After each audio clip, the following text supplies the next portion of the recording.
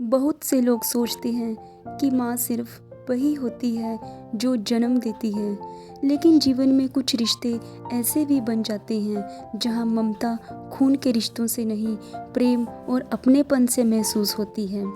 प्रेमानंद महाराज जी के कई शिष्य ऐसे हैं जो अपने घर परिवार और अपनी माँ का आंचल छोड़कर भक्ति और सेवा के मार्ग पर चल पड़े।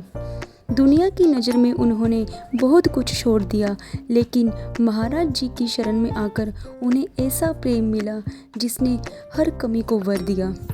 जब कोई शिष्य टूट जाता है, मन से हार जाता है या दुनिया की ठोकरों से परेशान होकर रो पड़ता है, तब महाराज जी केवल एक गुरु की तरह उपदेश नहीं देते, बल्कि एक माँ की तरह उनके मन को संभाल लेते हैं।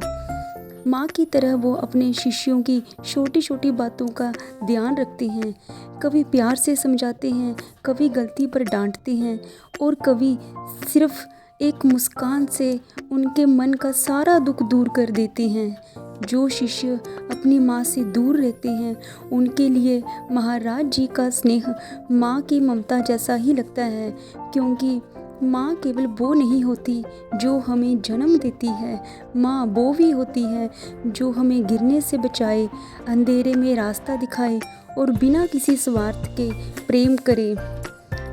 कई बार शिष्यों की आंखों में आंसू आ जाते हैं जब उन्हें अपनी माँ की याद आती है, लेकिन उसी पल महाराज जी के शब्द उनके लिए मरहम बन जाते हैं। शायद इसीलिए बहुत से शिष्य कहते हैं कि हमने अपनी माँ को नहीं छोड़ा, बल्कि महाराज जी में माँ का ही रूप पा लिया।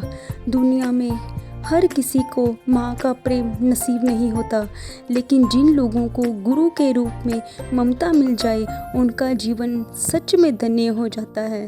राधे राधे।